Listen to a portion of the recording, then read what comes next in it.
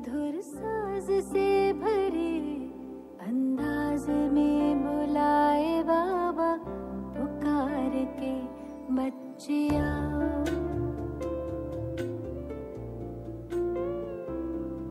आवाज से परे मधुर साज से भरे अंदाज में बुलाए बाबा पुकार के बच्चिया।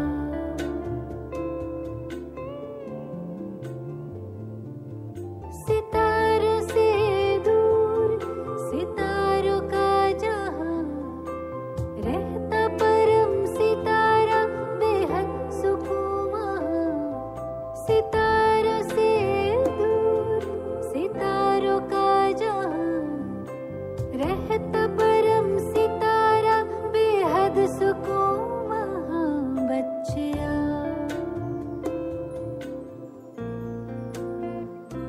बच्चिया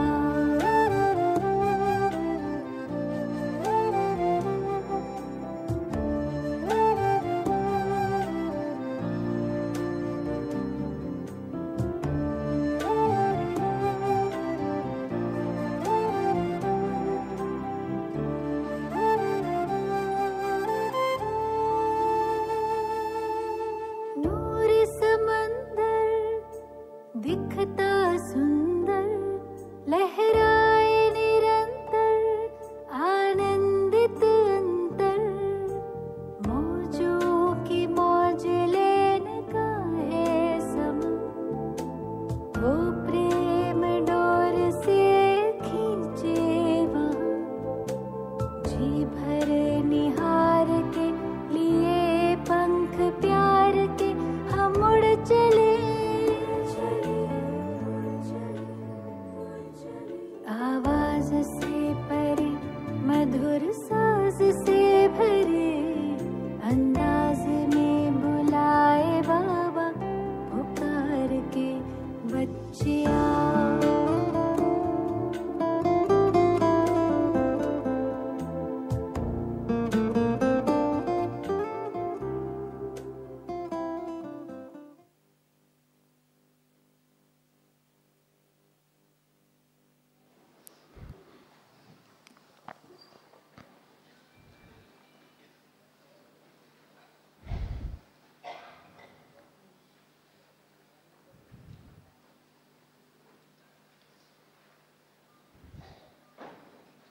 ओम शांति।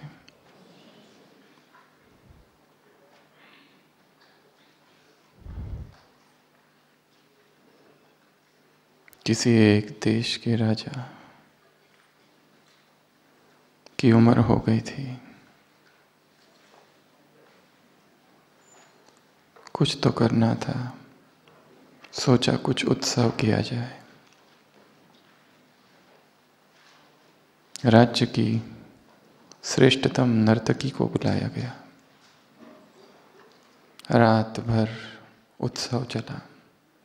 आसपास के राजे महाराजे आए हुए थे। नर्तकी नाच रही थी। रात बीत गई।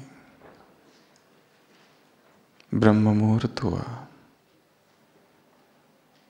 नर्तकी ने देखा कि जो तबला बजाने वाला है उसे नींद आ रही है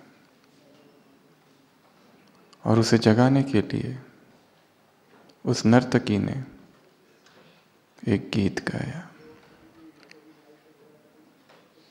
गीत के शब्द कुछ ऐसे थे, बहुत गई, बहु बीती, थोड़ी रही, पल पल बीती जाए, एक पलक के कारणे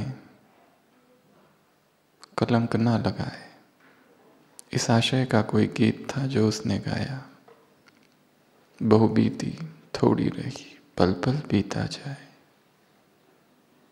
और जैसे ही ये गीत सुना उस तबले वाले ने, वो जाग गया, होश में आ गया और तबला ठीक से बजाने लगा।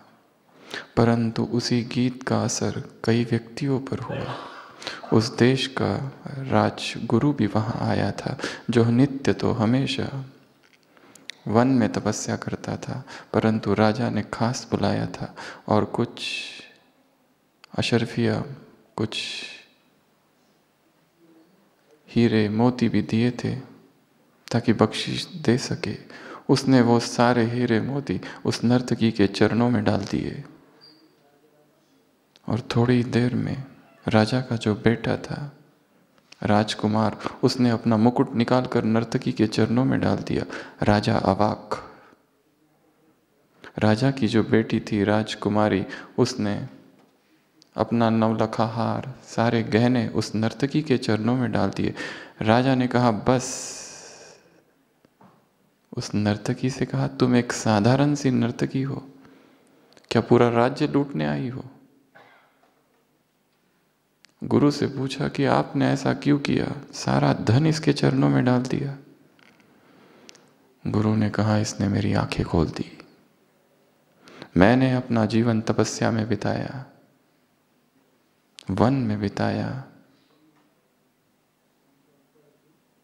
बहु बीती, पल पल बीता जाए, और तपस्या जब अंतिम चरण में थी, मैं एक नर्तकी का नृत्य देखने आ गया। धिक्कार है मुझ पर और मेरी तपस्या पर। तपस्या जीवन का लक्ष्य था और मैं क्या कर बैठा। संसार के भोग और संसार की वासनाएं कभी भी पूरी नहीं होती। और वो गुरु वहां से चल दिया वन की ओर। राजा ने बेटे की ओर देखा और पूछा कि तुमने ऐसा क्यों किया? बेटे ने कहा, मैं कई दिनों से सोच रहा हूं कि आप मुझे राज्य क्यों नहीं देते, और मैंने आपकी हत्या करने की सोच ली थी। इस नर्तकी ने मुझे होश में लाया। एक पलक के कारण कलंक क्यों लगाए? कभी ना कभी तो आप राज्य मुझे दोगे ही, परंतु मुझे जल्दी हो गई थी राज्य लेने की। मैंने आपको मारने की प्लानिंग की थी। जितने बड़े कलंक से मैं बच गया। इसलिए राजा अपनी बेटी की ओर देखता है, तुमने अपने सारे गहने इसको क्यों दे दिए? उस नर्तकी को, एक साधारण सी नर्तकी को। वो बेटी कहती है कि मैं कितनी जवान हो गई हूँ, आपको मेरी शादी का कोई ख्याल ही नहीं है। मैं आज रात ही, सुबह सुबह ही इस देश का जो सेनापति है उसके साथ भाग कर जाने वाली थी, पर इस नर्तकी ने मेरी आंखें खोल दी। मैं अपने पिता पर कलंक लगा रही थी। नर्तकी का छोटा सा गीत था उस तबला वाले को जगाने के लिए, पर यहां तो चेतनाएं जग गई, आत्माएं जागृत हो गई।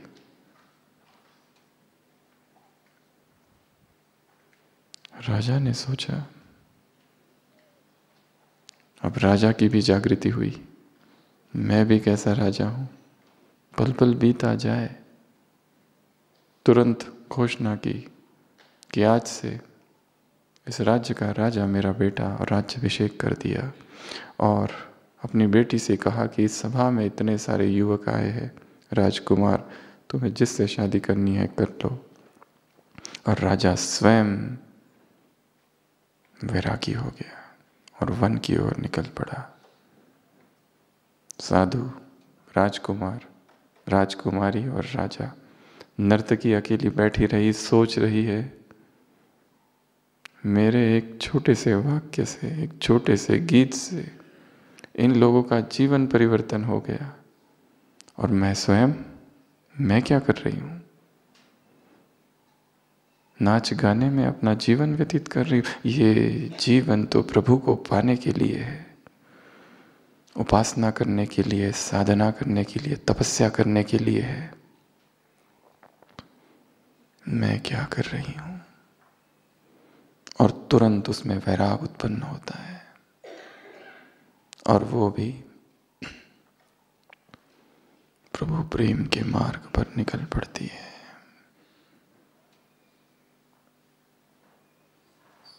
कब कौन सा वाक्य हमें जगा दे पता नहीं, इसलिए तैयार बैठना है, मन को खाली करके, प्लेन बुद्धि होकर। कहां से तीर लग जाए पता नहीं, कहां से अमृत की वर्षा हो जाए पता नहीं, कौन सा क्षण जागरण का क्षण है पता नहीं।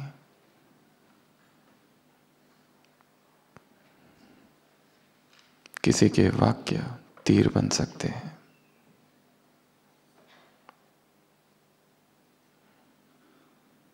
मुरली का कौन सा वाक्य कब टच हो जाए पता नहीं। शब्दों में शक्ति है, वाणी में शक्ति है, पावर है, परंतु इस वाणी से भी अधिक शक्तिशाली कुछ और है। आज सुबह की व्यक्त वाणी, एक है वाणी की शक्ति, एक है सेवा में जो साधन है उनकी शक्ति, और सबसे सूक्ष्म है संकल्प की शक्ति। सबसे शक्तिशाली है, जो होगा वो उतना ही सूक्ष्म होगा। जो जितना स्थूल है, जो दिखाई देता है, वो कम शक्तिशाली है। जो दिखाई देता है उससे ही इतना कुछ हो सकता है, जो दृश्य है, जो टच नहीं किया जा सकता, उससे क्या क्या नहीं हो सकता है। सुबह की मुरली में बाबा ने कहा, इसका अनुभव तुमको कम है।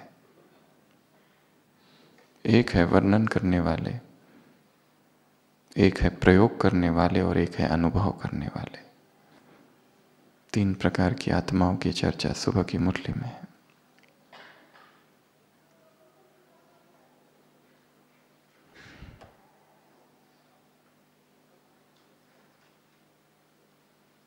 संसार की आत्माएं दुखी है, तड़प रही है।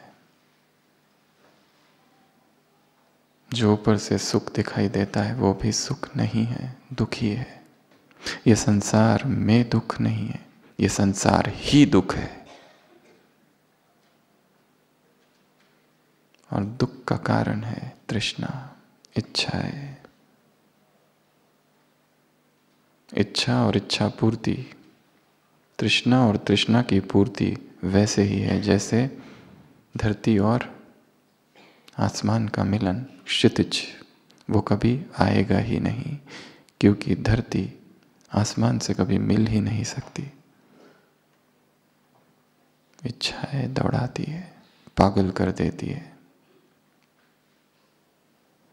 और हर व्यक्ति सुख के पीछे है। सुख भी एक उत्तेजना ही है। जो व्यक्ति सुखी है वो भी वास्तव में दुखी ही है। इसके लिए लक्ष्य ना सुख है ना दुख, दोनों में बेचैनी है। जो अति सुखी रहता है उसमें भी अशांति तो रहती है, बेचैनी रहती है। शांति दोनों से परे है। किसी को अचानक बहुत सुख मिल जाए तो सुख से भी मर जाते हैं लोग। दुखी चाहता है सुखी हो जाओ, पर सुखी भी सुखी कहाँ है। सुख और दुख दोनों ही एक्साइटमेंट्स है, दोनों में बेचैनी है। सुबह की अव्यक्त वाणी, शांति में सुख समाया हुआ है। इसलिए आत्माओं को क्या चाहिए? शांति। जहां मन शांत हो जाए, मन शक्तिशाली हो जाए। शब्दों में इतना पावर है, परंतु शब्दों से परे जो है वो अधिक शक्तिशाली है।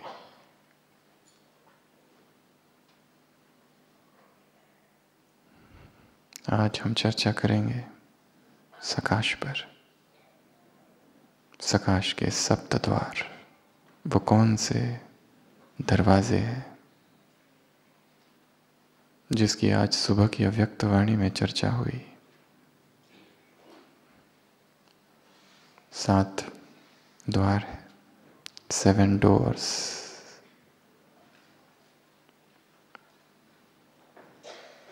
वो खुल जाए तो सकाश दी जा सकती है। सकाश शब्द का प्रयोग हिंदी भाषा में कहीं पर भी नहीं है।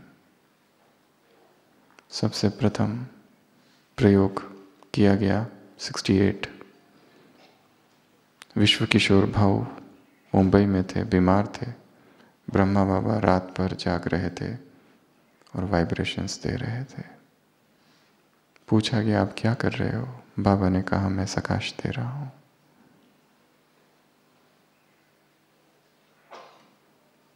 सूर्य की किरणों को प्रकाश कहते हैं, मन की किरणों को सकाश कहते हैं।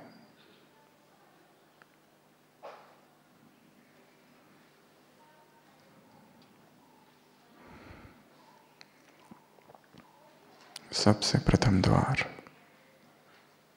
मौन, साइलेंस।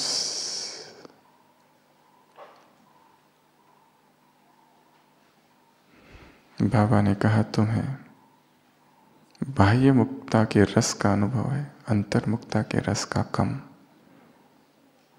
मौन में प्रचंड शक्ति है। अगर हम अपने आप को सारे दिन भर देखें, निरंतर बोल रहे हैं, ऊर्जा कहीं ना कहीं नष्ट हो रही है। आज बाबा ने एक बहुत अच्छी बात बताई, इंटरमिटेंट साइलेंस। बच्चे बाप से कहते हैं फुर्सत नहीं है, सेवा की प्रवृत्ति बहुत बड़ी है। बाप तुमसे ये नहीं कहते कि इकट्ठा ही तुमको साइलेंस मिल जाए, परंतु बीच बीच में जब समय मिले तब। गुलजार दादी से पूछा गया था, दादी मनसा सेवा कब की जाए, हमें समय नहीं मिलता। दादी ने कहा था मनसा सेवा करने का विषय नहीं है, स्वतः होती रहे। और कुछ तो समय तुम्हारे पास है ही, जैसे भोजन कर रहे हो वो तो समय है। तुम्हारा स्वरूप ही ऐसा बन जाए, सारे दिन भर यही प्रैक्टिस होती रहे, सकाश सकाश सकाश। भोजन मौन में किया जाए। इस धारणा को इस भट्टी से पक्का करके जाना है। आज के बाद इस मुंह में जो कुछ भी डालेंगे वो मौन में। No table talks.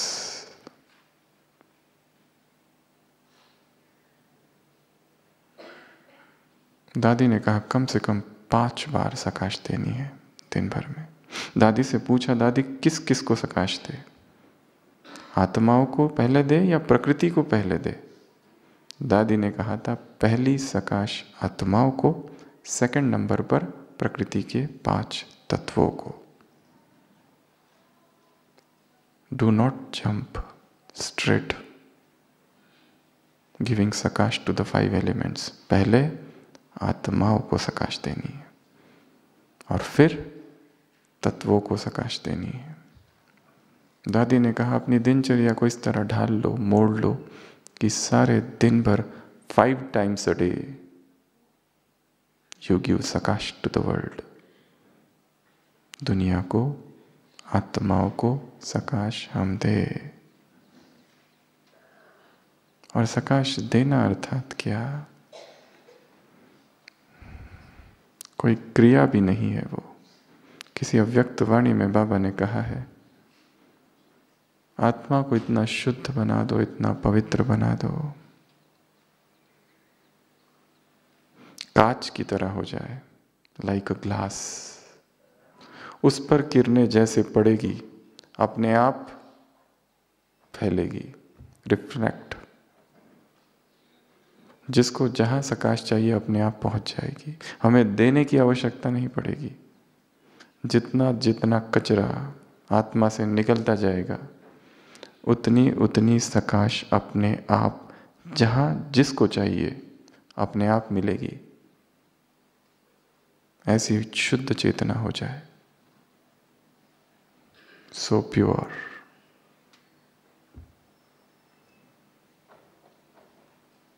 तो सबसे पहला अभ्यास, सबसे पहला द्वार है silence. The greatest manifestation of power is to become calm. Swami Vivekananda ने कहीं कहा है, The greatest manifestation of power is to become calm. ऊर्जा की सबसे बड़ी अभिव्यक्ति है मौन हो जाओ, चुप हो जाओ। बात करते हुए भट्टी नहीं की जा सकती। इसके लिए भट्टी का पहला ही नियम है, आपस में कोई बात ना हो। No sharing of experiences. जो कुछ बात करनी है, भट्टी जब पूरी हो जाएगी तभी बात करना है। जो आयोजक है उनकी बात अलग, उनको बोलना है, बोलना पड़ेगा, पर बाकी जो भट्टी में आए हैं, टोटल साइलेंस। इसको कहते हैं आर्यमौन, नोबल साइलेंस। 3 प्रकार का है। पहला वाणी का मौन, दूसरा शरीर का मौन, शरीर को एक ही मुद्रा में, एक ही पोज में, एक ही पोस्चर में रखने का अभ्यास, हिलना नहीं। जहां उंगली रख दी बस रख दी, जहां हाथ रख दिया बस रख दिया। No moments, total stillness of the body. अगर शरीर ही हिल रहा है तो आत्मा हिलती रहेगी।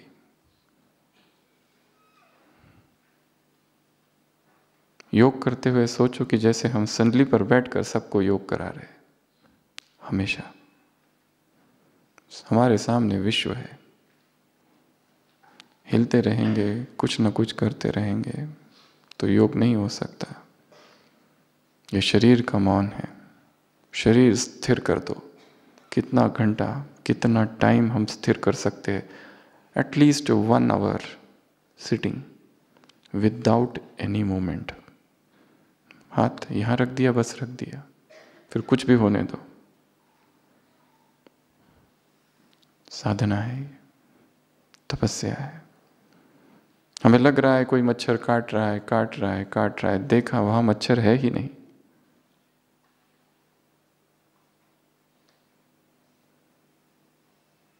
ऐसा लगता है अब उठो, अब उठो। कौन उठाता है हमें योग से? It is the restlessness that makes you get up from yoga. ये जो बेचैनी है मन में वो उठाती है, और कोई नहीं उठाता। अभ्यास करना है। 10 minutes, 20 minutes, half an hour, 45 minutes, 1 hour, 3 hours. एक अभ्यास तो अभी करना है। जो अभी बैठे हैं, जिस पोजीशन में बैठे हैं, बस इसी पोजीशन में अगले 40-45 मिनट्स तक बैठना है, विदाउट मूवमेंट। देख करके देखो क्या होता है। जहां बैठे बस बैठे, इधर से पैर उधर, उधर से पैर उधर, इधर से हाथ इधर, इधर से हाथ इधर, फिर इधर खुजली, फिर इधर खुजली। कितनी बेचैनी है। महात्मा बुद्ध प्रवचन कर रहे थे, सामने एक भिक्षु बैठा था और वो पाँव की उंगलियां हिला रहा था। वो बोलना बंद कर दिया उन्होंने कहा पहले पैर को स्थिर करो।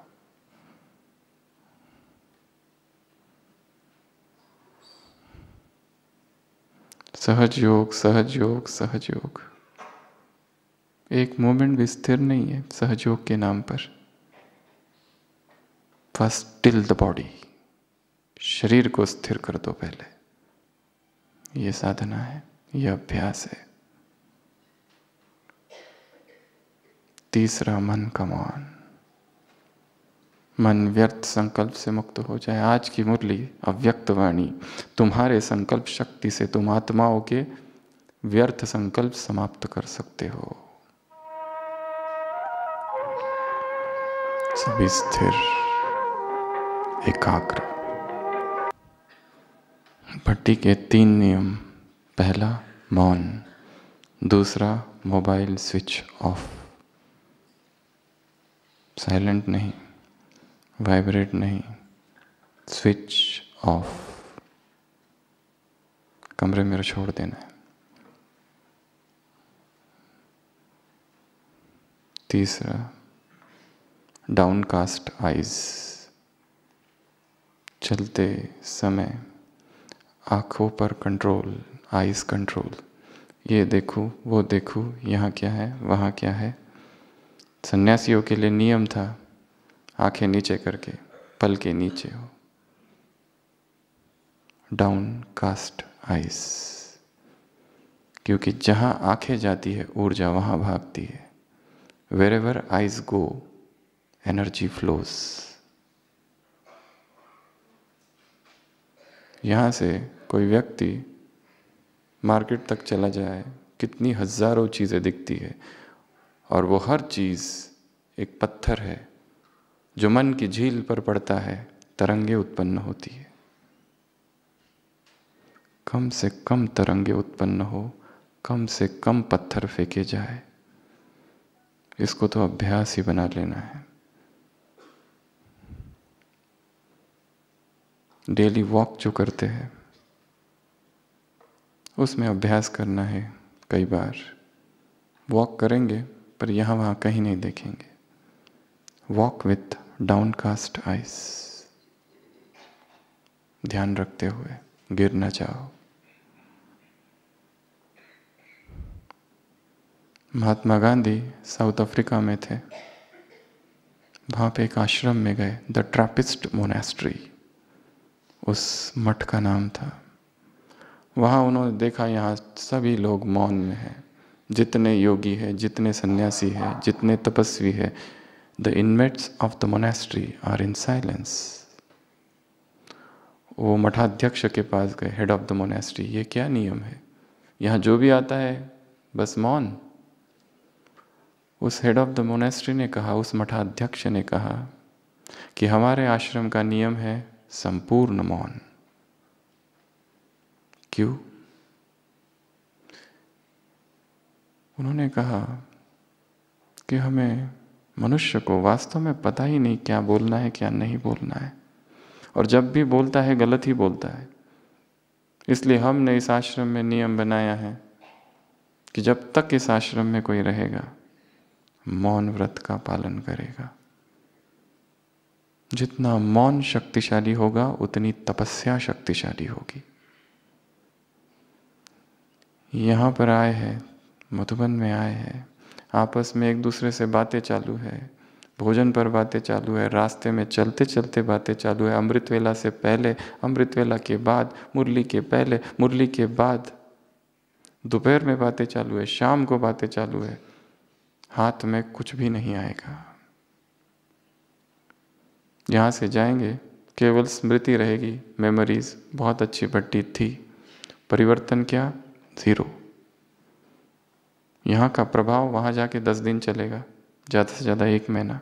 उसके बाद में जैसे थे वही दिनचर्या, वही स्वभाव, वही संस्कार। ये भट्टी तो मौन भट्टी है, यहाँ तो अंतर मन का ऑपरेशन करना है। इंसिजन यहाँ लगाना है, बड़ा डीप सर्जिकल स्ट्राइक है, बहुत एकाग्रता चाहिए।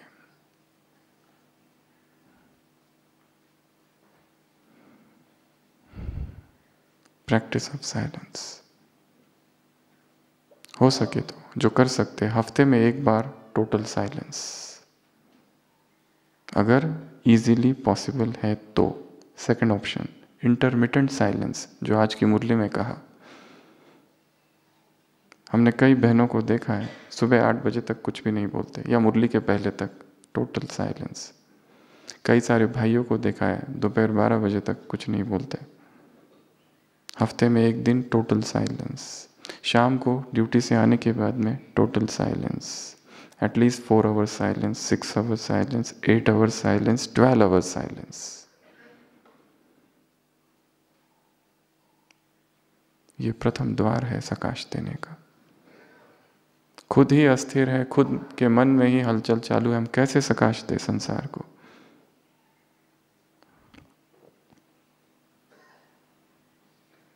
Stop the verbal diarrhoea.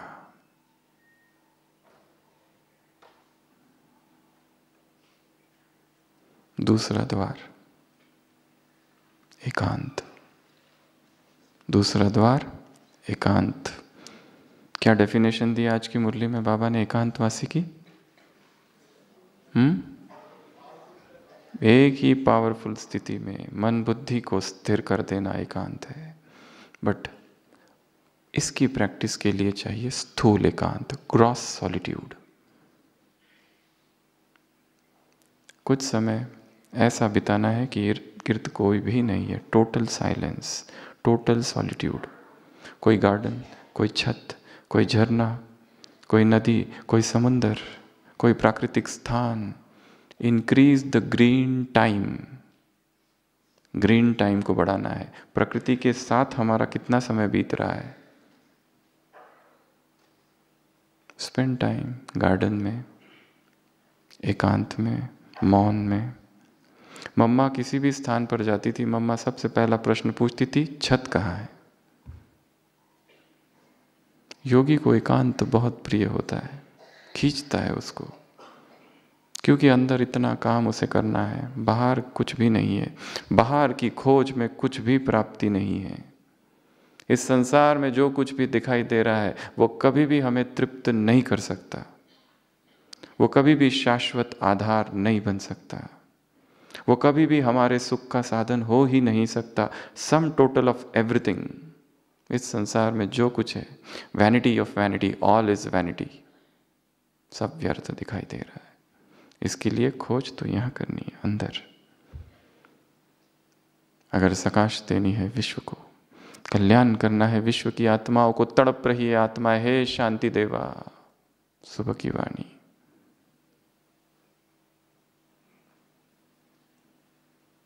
Total solitude, intermittent solitude, बीच बीच में एकांत ढूंढना है। बाबा का कमरा भी एकांत का स्थान है।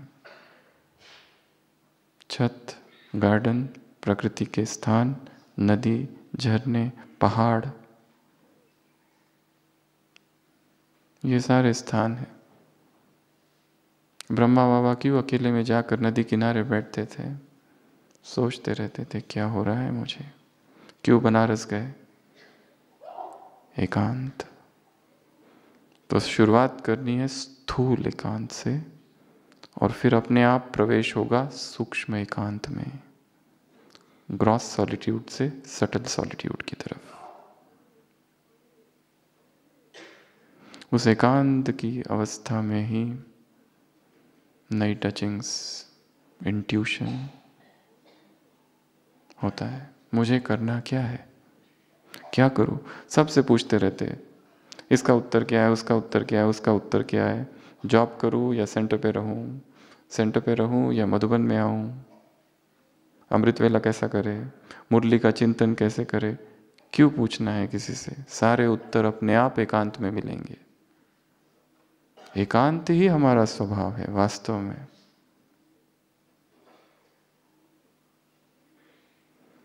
वाचाल बनना, बोलते रहना हमारा स्वभाव नहीं है। भीड़ भाड़ में रहना हमारा स्वभाव नहीं है। संगठन का अपना महत्व है। संगठन में आओ, काम पूरा हुआ, निकल के एकांत।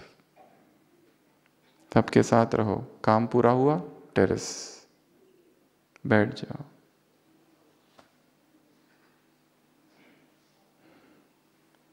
तीसरा द्वार अंतर्मुक्ता, इंट्रोवर्शन। अपने अंदर चले जाना, अपने भीतर चले जाना और देखना अपने जीवन में क्या हो रहा है। सभी स्थिर बैठेंगे, सभी स्थिर, 2 मिनट के लिए अपने भीतर प्रवेश करेंगे, आंखें बंद।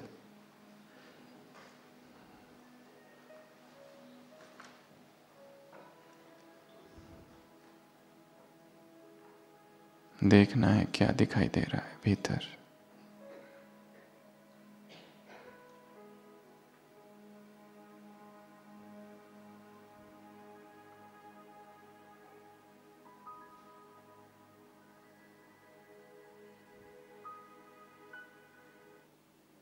स्वयं की खोज।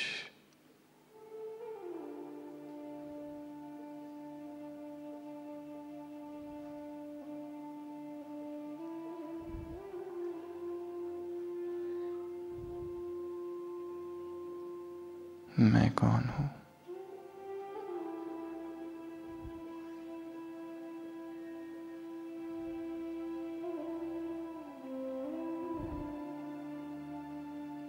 अपने संपूर्ण जीवन को देखना है।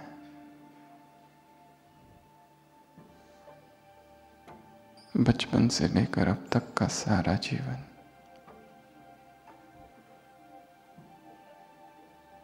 क्या क्या हुआ, कहाँ जन्म लिया, कौन माँ बाप थे,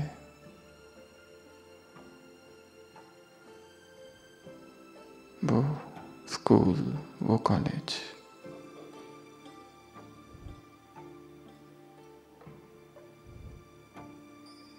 अतीत में प्रवेश।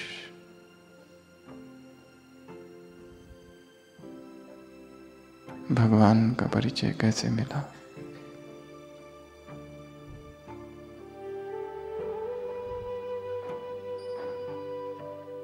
वो सेवा केंद्र, वो बहनें,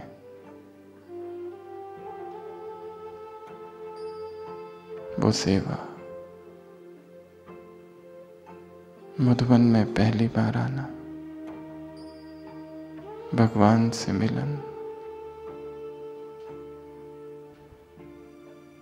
जब से ज्ञान में आए तब से अब तक ब्रह्मचर्य कैसा रहा?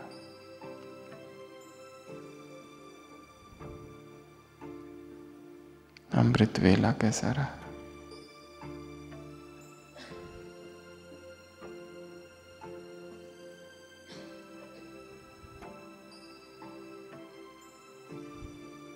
कोई विकर्म तो नहीं हुआ?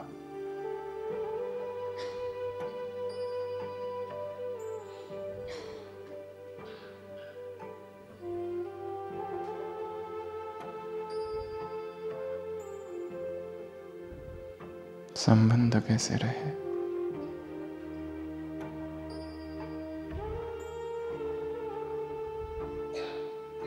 सेवाओं में विघ्न कौन से आए?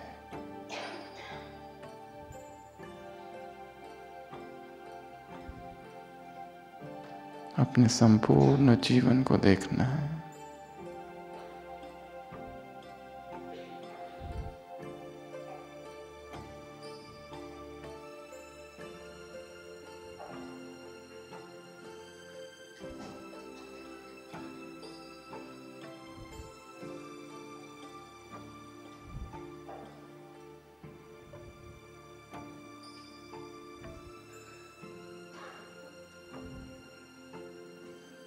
वर्तमान में स्थिति कैसी है?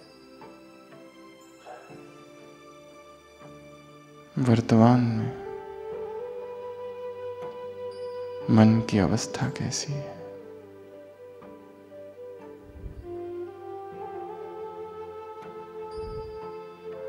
कहीं कुछ मिस तो नहीं हो रहा?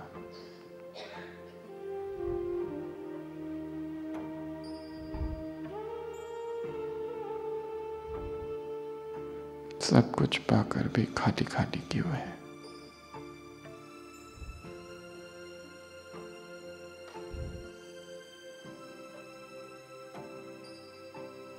ओम शांति। आंखें खोलेंगे। अंतर जगत की यात्रा करनी है, स्वयं के जगत की यात्रा करनी है। कहाँ था, कहाँ हूँ, क्या करना है,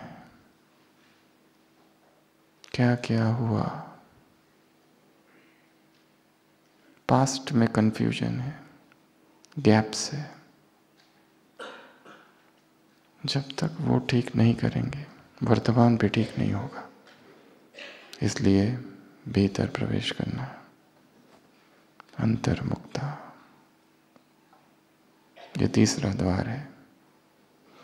जो आत्मा बाह्यमुखी है, सुबह से लेकर शाम तक एक्सट्रोवर्ट पर्सनैलिटी, यहाँ क्या हो रहा है, वहाँ क्या हो रहा है, परचिंतन में अपने आप चली जाती है।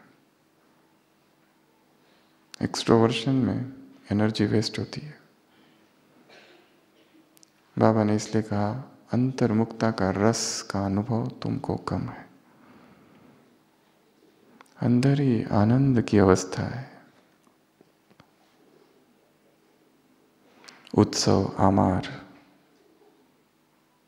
जाति, आनंद, आमार, गोत्र। बंगाल के कवि चंडीदास ने कहीं लिखा है कविता में, उत्सव ही हमारी जाति है, आनंद आमार गोत्र, आनंद गोत्र है। उस तक पहुंचने के लिए टर्न विद इन, इंट्रोवर्शन। ये तीन के सिवा अध्यात्म असंभव है। मौन, एकांत और अंतर्मुक्ता। चौथा द्वार संकल्प शक्ति। आज की मुरली, वाणी से तुम, साधनों से तुम वो सब सेवाएं कर सकते हो, वायरलेस, वायर वाली, टेलीग्राम वाली, साधनों वाली, पर संकल्प शक्ति से भी वो सब कुछ किया जा सकता है जो स्थूल वाचा से, कर्म से किया जा सकता है। माइंड इतना पावरफुल है, पर इस समय वो स्कैटर्ड है, बिखरा हुआ है। उसको एकाग्र करते ही शक्तियों का अनुभव होता है, और वो समय अब है। ये भट्टी है। इस भट्टी में अपने बुद्धि को कहीं जाने नहीं देना है, केवल इस कैंपस में रहना है। इससे मिलूँ, इससे मिलूँ, यहाँ जाऊँ, वहाँ जाऊँ। माइंड डाइवर्ट हो जाता है, डिस्ट्रैक्ट हो जाता है। माइंड को स्टेबल रखना और संकल्प शक्ति के प्रयोग करने हैं। सबसे पहले अपने शरीर पर प्रयोग करने। संकल्प से बैठ जाना है कि जब तक 1 घंटा नहीं होता है उठूंगा ही नहीं। सफल होकर ही उठना है। संकल्प करना है। जितनी दादियाँ हैं उन सभी दादियों का 1 क्लास तो रोज सुनना ही है।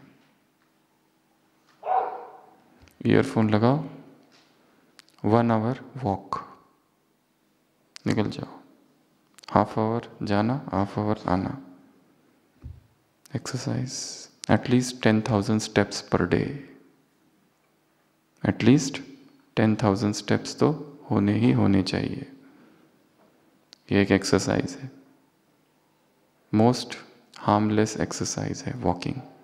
बाकी सारी एक्सरसाइज में